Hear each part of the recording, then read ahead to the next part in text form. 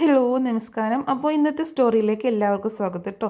അങ്ങനെ അലീന ആകെ വിഷമിച്ച് കരഞ്ഞുകൊണ്ട് താഴേക്ക് ഇറങ്ങി പോവുകയാണ്. രോഹിത് ആണെങ്കിൽ ആകെ നിരാശനും അതുപോലെ ദേഷ്യവും ഒക്കെ വന്നിട്ടുണ്ട് കേട്ടോ. വിചാരിച്ച കാര്യമൊന്നും നടന്നില്ലല്ലോ. പെട്ടെന്ന് രോഹിത് റൂമിൽ നിന്ന് പുറത്തേക്ക് വന്നിട്ട് താഴേക്ക് നോക്കുകയാണ്. അപ്പോൾ അലീന നടന്നു പോകുന്നത് കാണുക കേട്ടോ. അത് കണ്ടിട്ട് രോഹിത്തിന് ഭയങ്കര ദേഷ്യം വരികയാണ്. ആ സ്റ്റെയർ കേസിൻ്റെ ആ റെയിലൊക്കെ ഇങ്ങനെ കൈകൊണ്ട് വെച്ച് ഇടിക്കുന്നതും ഒക്കെ ഉണ്ട് കേട്ടോ.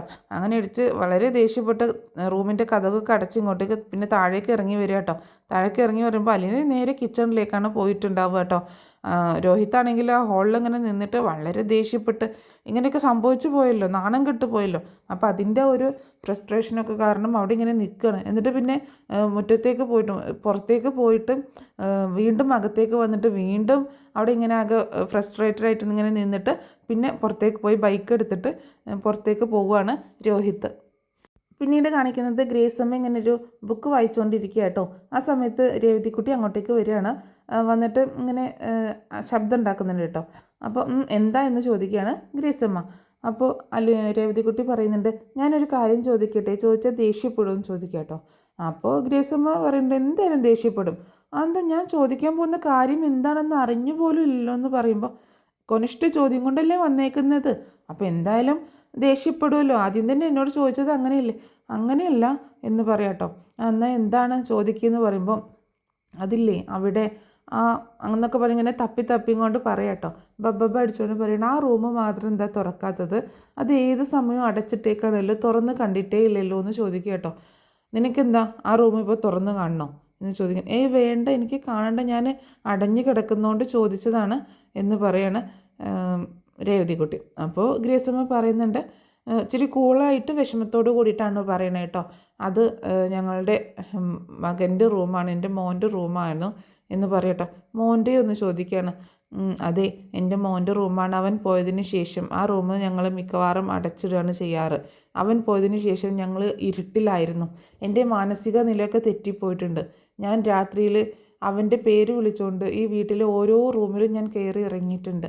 മാമച്ചാൻ എന്നെ ഹോസ്പിറ്റലിലൊക്കെ കൊണ്ടുപോയി. ഞാൻ വിളിക്കുമ്പോൾ അവൻ വരുമെന്നുള്ളൊരു പ്രതീക്ഷയായിരുന്നു എനിക്ക്.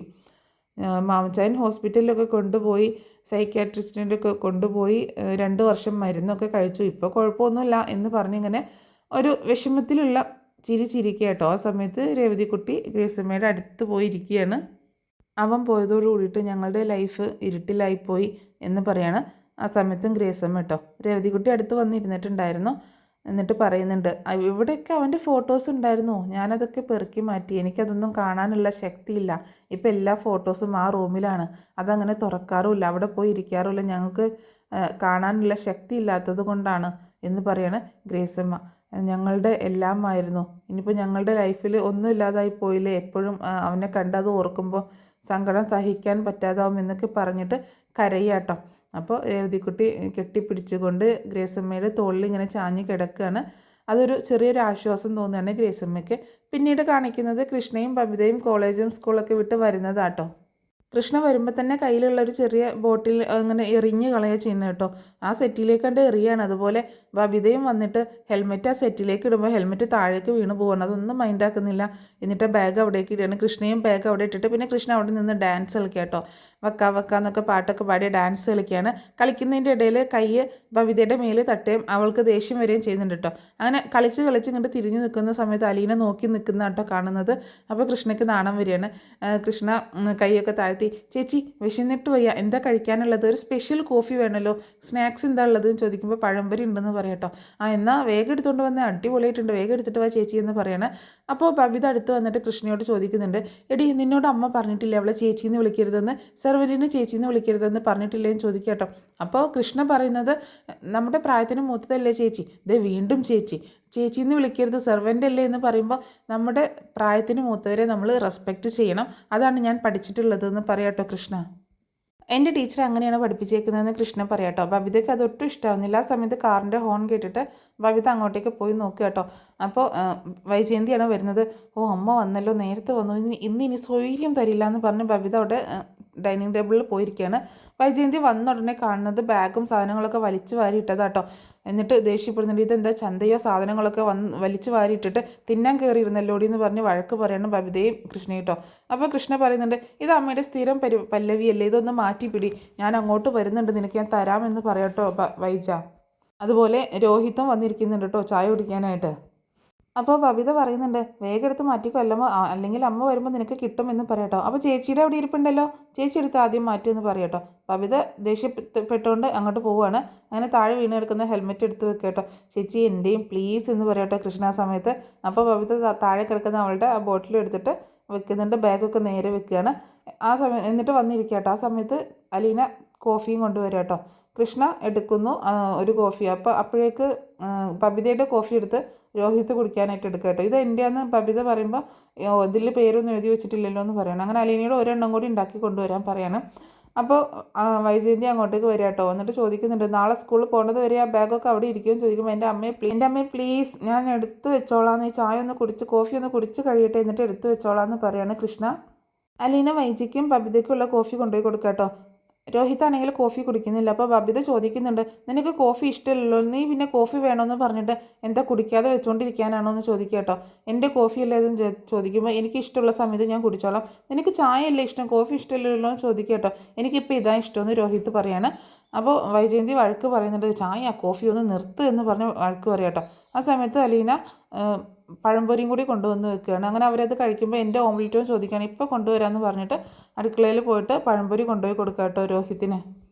ആ ഓംലെറ്റ് വായിൽ വെച്ചതും രോഹിത് ചാടി എഴുന്നേക്ക് കേട്ടോ. ഇത് എന്നെയും ഉണ്ടാക്കി വെച്ചേക്കുന്നത് എന്ന് ചോദിക്കുക കേട്ടോ.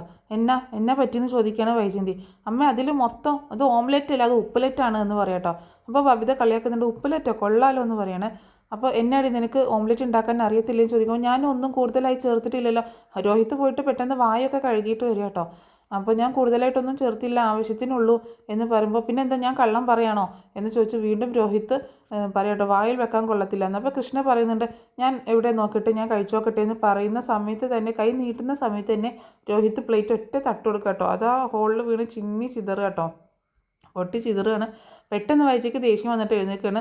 നിനക്ക് എന്നാ പറ്റിയടാ, നീ എന്തേ കാണിച്ചത്, വെറുതെ ഒരു പ്ലേറ്റ് പൊട്ടിച്ച് തന്നെ ഒരു വീക്ക് വെച്ച് തന്നാലുണ്ടല്ലോ എന്നൊക്കെ പറഞ്ഞിട്ട് തല്ലാനായിട്ട് കൈ ഒങ്ങാണ്. രോഹിത്ത് പെട്ടെന്ന് അവിടെ നിന്ന് എഴുന്നേറ്റ് പോകുമ്പോൾ വൈജ പുറകെ ചെന്നിട്ട്, നിൽക്കടെ അവിടെ, നിനക്ക് എന്താ പറ്റിയത് എന്നാ ഇങ്ങനെ ചോദിക്കുക കേട്ടോ. എന്താ നിൻ്റെ പ്രശ്നം ചോദിക്കുമ്പോൾ അതിൽ ഉപ്പ് കൂടുതലാണെന്ന് ഞാൻ പറഞ്ഞ, അതിൽ ഉപ്പ് കൂടുതലാണെന്ന് തന്നെയാണ്, ആരൊന്നും പരിശോധിക്കാൻ നിൽക്കണ്ട, മറ്റുള്ളവരുടെ വായിൽ വെച്ചിട്ടല്ല ഞാൻ തിന്നുന്നത്, എൻ്റെ വായിൽ വെച്ചിട്ടാന്ന് പറഞ്ഞ് വഴക്ക് പറഞ്ഞുകൊണ്ടിരിക്കുക കേട്ടോ, വഴക്കുണ്ടാക്കിക്കൊണ്ടിരിക്കുകയാണ്. അലീന ഇതൊക്കെ കണ്ടിട്ട് ആകെ അന്തം വിട്ടിങ്ങനെ നിൽക്കുക കേട്ടോ. അങ്ങനെ അത് പറഞ്ഞ് ദേഷ്യപ്പെട്ടുകൊണ്ട് രോഹിത്ത് മുകളിലേക്ക് കയറി പോവാട്ടോ. എന്നിട്ട് വൈജ ദേഷ്യത്തോടെ തിരിഞ്ഞു നോക്കുന്നത് അലീനയാണ്. വെറുതെ ഒരു പ്ലേറ്റ് പൊട്ടിച്ചു, അതിൻ്റെ വില എത്രയാണെന്ന് നിനക്കറിയോ എന്ന് ചോദിക്കുകയാണ് അലീനയോട്. ഞാനല്ലല്ലോ മാഡത്തിൻ്റെ മകനല്ലേ പ്ലേറ്റ് പൊട്ടിച്ചതെന്ന് ചോദിക്കുമ്പോൾ, നീ വെറുതെ അവനോട് തർക്കിക്കാൻ നിന്നിട്ടല്ലേ, നീ ഉപ്പ് കൂട്ടിയിട്ടിട്ട് ഭക്ഷണം ഉണ്ടാക്കി കൊടുത്തിട്ടില്ലേ എന്ന് പറഞ്ഞിട്ട് അലീനയോട് വഴക്കുണ്ടാക്കുക കേട്ടോ. എന്നിട്ട് അലീന ആ ഓംലെറ്റ്, താഴെ വീണ് കിടന്ന ഓംലെറ്റിൻ്റെ ഒരു കഷ്ണം എടുത്തിട്ട് കഴിച്ചു നോക്കുക കേട്ടോ. എന്നിട്ട് പറയുന്നുണ്ട്, ഇതിന് ഉപ്പ് കൂടി എന്ന് പറയുന്നതാണ് പ്രശ്നമെങ്കിൽ ആർക്ക് വേണമെങ്കിലും പരിശോധിക്കാം, കൃഷ്ണമോള് പരിശോധിക്കട്ടെ അല്ലെങ്കിൽ മുത്തശ്ശി പരിശോധിക്കട്ടെ എന്ന് പറയാട്ടോ, കഴിച്ചു നോക്കട്ടെ എന്ന് പറയുമ്പോൾ വൈജ പറയുന്നുണ്ട്, താഴെ വീണ ഭക്ഷണം ആരെങ്കിലും എടുത്ത് കഴിക്കൂടി, എടുത്ത് ക്ലീൻ ചെയ്യടി ഇവിടെ എന്ന് പറഞ്ഞിട്ട് അലീനയോട് ക്ലീൻ ചെയ്യാൻ പറയാട്ടോ. അങ്ങനെ അലീന ക്ലീൻ ആക്കാനുള്ള സാധനമൊക്കെ എടുക്കാനായിട്ട് കിച്ചണിലേക്ക് പോവുകയാണ്. ആ സമയത്ത് കൃഷ്ണ വന്നിട്ട് പറയുന്നുണ്ട്, അലീന ചേച്ചി വെറുതെ പറഞ്ഞതാവില്ല അമ്മ, ഇതിൽ ഉപ്പ് കൂടിയിട്ടൊന്നും ആവില്ല, രോഹിയേട്ടൻ ഈ ഇടയായിട്ട് അലീന ചേച്ചിയോട് ഭയങ്കര ദേഷ്യം കൂടുതലാണെന്നൊക്കെ പറയട്ടോ. നിന്നോട് ഞാൻ പറഞ്ഞിട്ടില്ലേ അവളെ ചേച്ചിന്ന് വിളിക്കരുത് എന്ന് പറയുമ്പോൾ, എന്നെക്കാളും 8 വയസ്സിന് മൂത്തതാണ് അലീന ചേച്ചി, അതുകൊണ്ട് ഞാൻ ചേച്ചിന്ന് തന്നെ വിളിക്കും, എന്നോട് എൻ്റെ ടീച്ചർ പറഞ്ഞിട്ടുള്ളത് മൂത്തവരെ റെസ്പെക്റ്റ് ചെയ്യണമെന്നാണ് എന്ന് പറയുമ്പോൾ, നീ ഇപ്പം അങ്ങനെ സെർവൻറ്റിനെ കയറി ചേച്ചിന്ന് വിളിക്കേണ്ടെന്ന് പറയട്ടോ വൈജയന്തി. ഞാൻ ഒന്നുകിൽ ടീച്ചർ പറഞ്ഞത് കേട്ട് എന്നേക്കാൾ 8 വയസ്സ് മൂത്ത സെർവൻറ്റിനെ ചേച്ചി എന്ന് വിളിക്കാം, അല്ലെങ്കിൽ അമ്മ പറയുന്നത് കേട്ട് 22 വയസ്സുള്ള സെർവൻറ്റിനെ ഞാൻ പേരും എടി പൊടി എന്നൊക്കെ വിളിക്കാം, എന്താ വേണ്ടതെന്ന് അമ്മ പറ എന്ന് പറയട്ടോ. അങ്ങനെ ആകെ സംശയിച്ച് നിൽക്കട്ടോ വൈജയന്തി. ഇവിടുത്തെ സെർവൻറ്റിനെ അങ്ങനെ വിളിക്കണ്ടെന്നാണ് നിന്നോട് പറഞ്ഞത് എന്ന് വൈജയന്തി പറയുമ്പോൾ, എൻ്റെ ക്ലാസ് ടീച്ചർ എന്നോട് പറഞ്ഞിട്ടുള്ളത് ഇങ്ങനെ വിളിക്കാനാണ്, ഇവിടുത്തെ സെർവൻറ്റ് ഞാൻ നോക്കുമ്പോൾ ഗുഡ് ക്വാളിറ്റീസ് ഉള്ള ആളാണ്, ഏറ്റവും റെസ്പെക്റ്റ് അർഹിക്കുന്ന ആളാണ് എന്ന് പറയാട്ടോ. ഞാനൊരു കാര്യം ചെയ്യാം, എൻ്റെ ക്ലാസ് ടീച്ചറോട് പോയി ചോദിക്കാം, അമ്മ ഇങ്ങനെയാണ് പറഞ്ഞു തന്നിട്ടുള്ളത്, ഞാൻ എന്താ ചെയ്യേണ്ടതെന്ന് ചോദിക്കാം, എന്നിട്ട് ഞാൻ അങ്ങനെ വിളിക്കാം എന്ന് പറഞ്ഞപ്പോൾ, നീ ഒന്നും ചോദിക്കാൻ നിൽക്കണ്ട, നീ ഇവിടെ നിന്ന് പോയേ എന്ന് പറഞ്ഞിട്ട് കൃഷ്ണയെ അവിടെ നിന്ന് പറഞ്ഞേക്കാണ് വൈജ. കൃഷ്ണയാണെങ്കിൽ അങ്ങാടി തോറ്റ മകളോട് എന്ന് പറഞ്ഞുകൊണ്ട് അവിടെ നിന്ന് പോവുക. അതേസമയം അലീന ക്ലീൻ ആക്കാനുള്ള ചൂലൊക്കെ എടുത്തുകൊണ്ട് വരികയാണ്. ബബിതയും ആ സമയത്ത് അവിടെ നിന്ന് പോകുന്നുണ്ട്. അലീന ഇങ്ങനെ ക്ലീൻ ആക്കുന്നത് നോക്കിക്കൊണ്ട് നിന്നിട്ട് കുറച്ച് കഴിഞ്ഞപ്പോൾ എന്തൊക്കെയോ ചിന്തിച്ചു നിന്ന പോലെ വൈജയും അവിടെ നിന്ന് റൂമിലേക്ക് പോവുകയാണ്. അലീന ക്ലീൻ ചെയ്യുന്നത് തുടർന്നുകൊണ്ടിരിക്കുക. കാണിക്കുന്നത് രാത്രിയിൽ രോഹിത് റൂമിൽ എന്തൊക്കെയോ ഇങ്ങനെ അന്വേഷിച്ചുകൊണ്ടിരിക്കുക. ആ സമയത്താണ് അലീന ഒരു ലെമൺ ടീ ആയിട്ട് അങ്ങോട്ടേക്ക് വരുന്നത്. രോഹിത് ലെമൺ ടീ എന്ന് പറഞ്ഞ് വിളിക്കുക. നിന്നോട് ആര് പറഞ്ഞു ഇങ്ങോട്ടേക്ക് ഇതും കൊണ്ട് കയറി വരാൻ? ഞാൻ വിളിച്ചോ, ഞാൻ ചോദിച്ചോ എന്ന് ചോദിക്കുമ്പോൾ മാഡം പറഞ്ഞു ഇതിവിടെ തരാൻ എന്ന് പറയട്ടോ. ഒരു മാഡം എന്ന് പറഞ്ഞിട്ട് എവിടെയെങ്കിലും വെച്ചേക്ക് എന്ന് പറയണം. അങ്ങനെ അലീന റൂമിൽ കയറിയിട്ട് ആ ടേബിളിലേക്ക് വെക്കുക. എന്നിട്ട് രോഹിത്തിനെ വിളിച്ചിട്ട് ചോദിക്കുന്നുണ്ട് എന്നോട് എന്തിനാണ് ഇത്രയ്ക്ക് ദേഷ്യം, ഞാൻ എന്ത് തെറ്റ് ചെയ്തിട്ടാന്ന് പറയട്ടോ. രോഹിത് വളരെ ദേഷ്യത്തോട് അവളുടെ മുന്നിൽ വന്നിട്ട് യു മിണ്ടരുത് എന്നോട് എന്ന് പറഞ്ഞിട്ട് അവൻ്റെ ജോലി അവൻ ചെയ്തുകൊണ്ടിരിക്കുകയാണ്, എന്തോ അന്വേഷിച്ചുകൊണ്ടിരിക്കുക. വീണ്ടും അലീന പറയുന്നുണ്ട് രോഹിത്ത് എന്നോട് എന്തിനാണ് ഇങ്ങനെ ദേഷ്യം കാണിക്കുന്നത്? ഞാൻ ഉണ്ടാക്കി തന്ന ഓംലെറ്റിന് ഒരു കുഴപ്പമുണ്ടായിരുന്നില്ലല്ലോ, എന്നോടുള്ള ദേഷ്യം കൊണ്ടല്ലേ അതിനങ്ങനെ കുറ്റം പറഞ്ഞത് എന്ന്, ആ പ്ലേറ്റൊക്കെ പൊട്ടിച്ചത് എന്നൊക്കെ പറയാട്ടോ. ആ സമയത്ത് രോഹിത്ത് വീണ്ടും വന്നിട്ട് പറയുന്നുണ്ട് ഇറങ്ങിപ്പോടി എൻ്റെ റൂമിൽ നിന്ന് ഗെറ്റ് ഔട്ട് അടിക്കുക. അലീന ആണെങ്കിൽ ആകെ അന്തം വിട്ട് നിൽക്കണം. അപ്പോൾ വീണ്ടും പറയുന്നുണ്ട് രോഹിത്ത് പ്ലീസ് ചീത്ത കൂട്ടുകെട്ടിലൊന്നും ചെന്ന് പെടില്ലേ, രോഹിത്ത് നല്ല കുട്ടിയല്ലേ, എൻജിനീയറിങ്ങിനൊക്കെ പഠിക്കുന്നതല്ലേ, പഠിച്ച് നല്ല മാർക്കോടെ പാസ്സായിട്ട് നല്ല ജോലിയൊക്കെ വാങ്ങിക്കേണ്ടതല്ലേ, നല്ല കുട്ടിയല്ലേ എന്നൊക്കെ പറയുമ്പോൾ നീ ആരാടി എന്നെ ഉപദേശിക്കാൻ, ഇറങ്ങിപ്പോടി എൻ്റെ റൂമിൽ നിന്ന് ഗെറ്റ് ഔട്ട് എന്ന് പറഞ്ഞിട്ട് ഒരു തെറി വേർഡ് പറയാട്ടോ. അത് കേട്ടതോടുകൂടിയിട്ട് അലീനയ്ക്ക് ആകെ എന്തൊക്കെയോ പോലെ ആവണം, ആകെ വിഷമാവുകയാണ്. പെട്ടെന്ന് അലീന പുറത്തേക്ക് പോവുകയാണ്. എന്നിട്ട് ഡോറിൻ്റെ അടുത്ത് എത്തുമ്പോൾ ഒന്നുകൂടി തിരിഞ്ഞു നോക്കുന്നുണ്ട്. അപ്പോൾ വീണ്ടും രോഹിത്ത് പറയുന്നത് നിനക്ക് ഞാൻ വെച്ചിട്ടുണ്ടടി, നിന്നെ ഞാൻ കാണിച്ചു തരാമെന്ന് പറയട്ടോ രോഹിത്ത്. എന്നിട്ട് വളരെ ഫ്രസ്ട്രേറ്റഡ് ആയിട്ട് ആ റൂമിൽ ഇങ്ങനെ നിൽക്കുകയാണ് രോഹിത്ത്. പിന്നീട് കാണിക്കുന്നത് വൈജയന്തി പത്രം വായിച്ചുകൊണ്ട് നിൽക്കട്ടോ മുറ്റത്തിങ്ങനെ രാവിലെ. ആ സമയത്ത് അലീന മുറ്റം തൂക്കാനായിട്ട് ചെല്ലുകയാണ്. ഗേറ്റ് തുറന്നിട്ട് മുറ്റം അടിച്ചൊരുകൊണ്ടിരിക്കുന്ന സമയത്ത് പറയുന്നുണ്ട് ഇതൊക്കെ നിനക്ക് കുറച്ചുകൂടി നേരത്തെ ചെയ്താൽ എന്താ കുഴപ്പമെന്ന് ചോദിക്കട്ടോ വൈജ അലീനയോട്. അപ്പോൾ പറയുന്നുണ്ട് ഞാൻ 5 മണിക്ക് എഴുന്നേൽക്കുന്നതാണ്, ഇപ്പോഴാണ് എനിക്കിതിന് സമയം കിട്ടിയതെന്ന് പറയാണ് അലീന. അപ്പോൾ വൈജ പറയുന്നുണ്ട് ആ കുഞ്ഞുമോളാണെങ്കിൽ വളരെ നേരത്തെ തന്നെ എല്ലാ പണികളും തീർക്കുമെന്ന് പറയട്ടോ. ആ കുഞ്ഞുമോൾ ചേച്ചി ചെയ്യുന്നത് പോലെ ചെയ്താൽ മതിയോ? എന്നാൽ ഞാൻ 6 മണിക്ക് മുന്നേ എല്ലാ പണികളും തീർത്തേക്കാം എന്ന് പറയുമ്പോൾ വേണ്ട, നീ കുഞ്ഞുമോൾക്ക് പഠിക്കണ്ട എന്ന് പറയണം. അപ്പോൾ മാഡത്തിന് അറിയാം ഞാൻ ചെയ്യുന്നതൊക്കെ നല്ല വൃത്തിയായിട്ടാണ് ചെയ്യുന്നതെന്ന് മാഡത്തിന് അറിയാം എന്ന് അലീന പറയാട്ടോ. അപ്പോൾ വൈജ പറയുന്നുണ്ട് ഇല്ലെങ്കിലേ നിന്നെ ഞാൻ ഇവിടെ നിന്ന് ഓടിച്ചേനെ എന്ന് അവളോട് പറയണം. ആ സമയത്താണ് ഒരു വൃദ്ധനായിട്ടുള്ള ഒരാൾ അങ്ങോട്ടേക്ക് വരുന്നത് കേട്ടോ, എന്തൊക്കെയോ സഹായം ചോദിച്ചുകൊണ്ട് വരുന്നതാട്ടോ. അങ്ങനെ അയാൾ വന്നിട്ട് ചോദിക്കുന്നുണ്ട് ഒന്ന് നോക്കുമോളെ എന്ന് പറയണം. ഒരു 10 രൂപ എനിക്ക് ഒരു കാലിച്ചായ കുടിച്ചിട്ട് വരാമെന്ന് പറയണം. അപ്പോൾ വൈജ ദേഷ്യപ്പെട്ടുകൊണ്ട് വരും കേട്ടോ. എന്നെ ഏൽപ്പിച്ചിട്ടുണ്ടോ പൈസ ചോദിക്കുമ്പോഴൊക്കെ എടുത്ത് തരാൻ? ഒരു 10 രൂപയല്ലേ മോളെ ഞാൻ ചോദിച്ചിട്ടുള്ളൂ എന്ന് ചോദിക്കുക കേട്ടോ. എനിക്കൊരു ചായ കുടിക്കാനാണെന്ന് പറയുമ്പോൾ വൈജ പറയുന്നുണ്ട് എൻ്റെ കയ്യിൽ പൈസയൊന്നുമില്ല, ലാസറേട്ടൻ പോ എന്ന് പറഞ്ഞിട്ട് വൈജ അകത്തേക്ക് പോകട്ടോ. അലീന ഇങ്ങനെ സംശയിച്ച് നിൽക്കുകയാണ്. അപ്പോൾ അലീനയോട് അയാൾ പറയുന്നുണ്ട് മുമ്പൊക്കെ തരുമായിരുന്നു, ഇപ്പം എന്നെ കാണുന്നതേ ദേഷ്യമാണെന്ന് പറയാട്ടോ അയാൾ. അപ്പോൾ അലീന ചോദിക്കുന്നുണ്ട് വീട്ടിൽ കിട്ടത്തില്ലേ ചായ എന്ന് ചോദിക്കാട്ടോ. വീട് എവിടെ, എല്ലാം പോയില്ലേ എന്ന് പറഞ്ഞുകൊണ്ട് ആ വൃദ്ധൻ ഇങ്ങനെ സംസാരിക്കാട്ടോ.